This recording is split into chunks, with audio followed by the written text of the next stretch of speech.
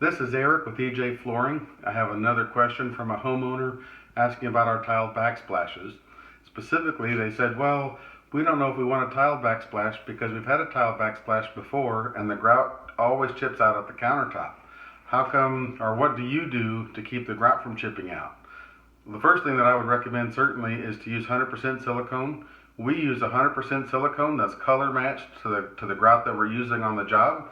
You can see here at the countertop to tile transition, that's a bead of 100% silicone, and then you can see the grout in the joint there. By using the 100% silicone, it allows the countertop and the tile to expand and contract independently. It's not going to squish out. I also would not recommend siliconized latex caulk. Siliconized latex caulk does not have the same expansion contraction abilities that 100% silicone does. 100% silicone does not have a short lifespan. It's got a lifespan that's really long, where siliconized latex tends to crack out still in about 6 to 9 months. So anyway, those are the things to consider. It's one of those, the 100% silicone, just to give you an idea, costs about $25 a tube, where the siliconized latex is about $6 or $7, sometimes $8 a tube.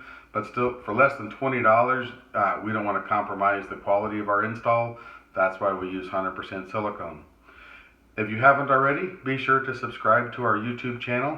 Click the bell icon and keep updated with our latest videos. If you have a question that you would like to have asked in our Ask the Tile Contractor series, don't hesitate to send me an email, post it in the comments below, or get a hold of me somehow. We'll be happy to feature it.